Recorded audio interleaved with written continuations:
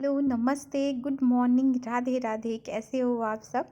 जो ये प्लांट देख रहे हैं इसका नाम है कुंदा। इसको स्टार जैस्मिन भी बोलते हैं। आप देख सकते हो कुछ फूल खिले हुए हैं और कुछ ज़मीन में गिरे हुए हैं। तो कभी कभी ना ये ज़मीन में भी गिरे रहते हैं तो बड़े प्यारे दिखते हैं। अभी तो इसका फूल स्टार्टिंग हुआ है। पिछले साल तो बहुत फूल खिला था और अभी सर्दियों का स्टार्टिंग है ना। ये वीडियो मैंने स्टार्टिंग में लिया था, अभी नवंबर के स्टार्टिंग में लिया था। तो उस समय फूल खिले थे। अभी तो प्लांट में बहुत सारे फ्लावर हो रही है। तो ये वीडियो मैंने नवंबर के स्टार्टिंग में ले लिया था, तो जब ये फ्लावरिंग करना स्टार्ट कर रही थी। तो अभी ना आपको ये सर्दी भर बहुत सारे फूल भर भर के देता है और ये जैस्मिन फैमिली से बिलोंग करता है। और ये कटिंग से भी आसानी से लग जाता है। आप इसको ये ना सर्दियों में स्टार्ट होता है। सर्दियों में स्टार्ट होते हुए आपको गर्मी, एकदम ज़्यादा गर्मी होगी ना तब इसके फूल थोड़े कम हो जाते हैं। बाकी गर्मियों में भी हल्के फुल्के फूल आ जाते हैं, लेकिन एकदम ज़्यादा गर्मी रहती है तो फूल नहीं आते। और जैसे टेम्परेचर ठीक है, इतनी गर्मी नहीं पड़ी है, तो गर्मियों में भी हल्के फूल आते हैं, लेकिन सर्दियों में भर भर के फूल देता है मेरा प्लांट है। और कहीं कहीं ऐसा होता है, कभी कभी किसी के घर गर्मियों में भी फूल खिल जाता है, क्योंकि ना वहाँ के क्या बोलते हैं, मॉइस्चर के कारण होता है या फिर क्लाइमेट के कारण होता है, पता नहीं मेरे को, लेकिन हो जाता है कभी कभी। ये बहुत सारे फूल मतलब गर्मियों में ही अच्छे फूल दे देते हैं। लेकिन हमारे यहाँ छत्तीसगढ़ है ना, तो मैं छत्तीसगढ़ के बारे में बात कर रही हूँ। तो छत्तीसगढ़ में क्या है कि गर्मियाँ अच्छी पड़ जाती है तो उस टाइम ना फ्लावरिंग थोड़ी कम होती है। और हमारे यहाँ सर्दी में तो बहुत सारी फूल खिलते हैं, बहुत फूल आते हैं। इसका एक और प्लांट है जो अभी बड्स बसाए हैं, उसमें ना फूल नहीं आ रहे हैं, तो मैं उसको लास्ट में आपको दिखाती हूँ।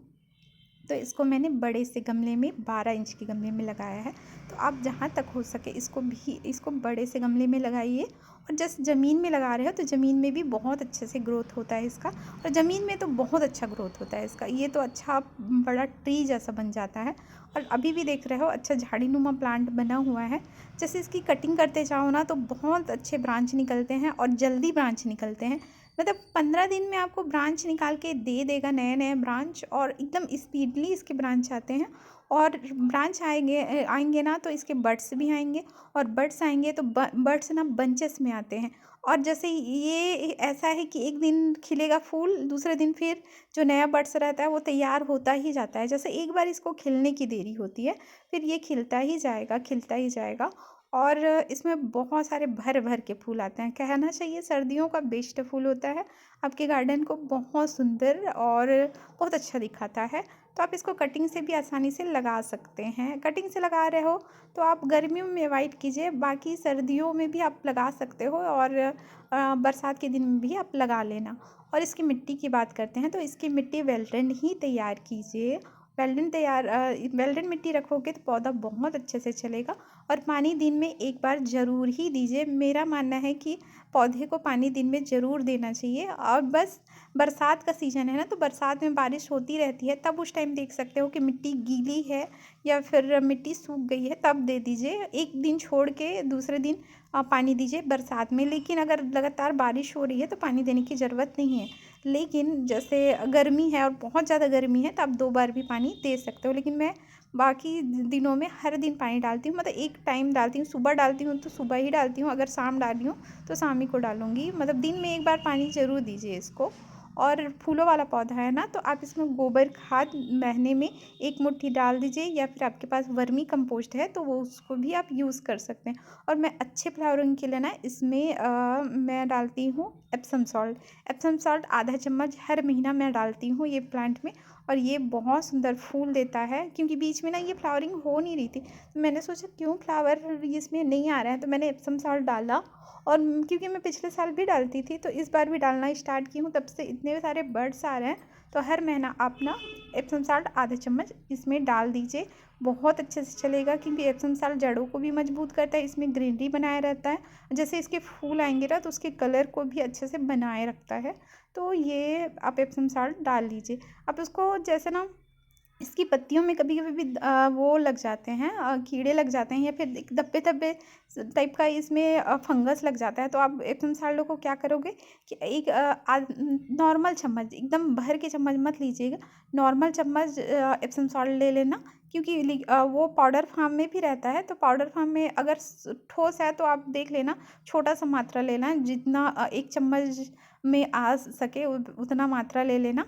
और उसको ना आप लिक्विड पानी में 1 लीटर पानी में अच्छे से घोल लेना उसको, और इसके पूरे पत्तियों में आप छिड़क सकते हो। और जो बचेगा उसको आप गमले में भी डाल देना, जिसके इसकी मिट्टी में भी डाल सकते हो। तो मैं वैसा करती हूँ कि एक नॉर्मल चम्मच एप्सम सॉल्ट लेती हूँ, 1 लीटर पानी लेती हूँ, उसमें घोल लेती हूँ और पूरे पत्तियों में डाल देती हूँ।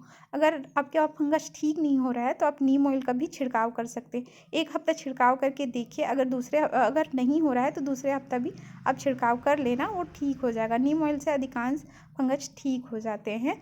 और गोबर खाद 1 मुट्ठी या फिर वर्मी कंपोस्ट आप महीने में डालोगे ना तो भी ये चलेगा, क्योंकि ये ना इसको ज़्यादा खाद की ज़रूरत नहीं रहती। लेकिन ना फूलों वाला पौधा है ना, तो फूलों वाले पौधों को खाद देना चाहिए। तो आप गोबर खाद या वर्मी कंपोस्ट भी डालोगे और साथ में एप्सम सॉल्ट डालोगे तो भी इसको कोई प्रॉब्लम नहीं होगी, ये पौधा अच्छे से चलेगा। और देखिए ज़मीन में गिरा हुआ है तो बड़ा प्यारा लग रहा है। और इसको स्टार जैस्मीन भी बोलते हैं। तो स्टार जैस्मीन स्टार जैसा दिखता है ना, इसलिए बोलते हैं। हाँ, इसको सरस्वती फूल भी कहा जाता है, सरस्वती मैया में चढ़ाते हैं कहीं कहीं पर।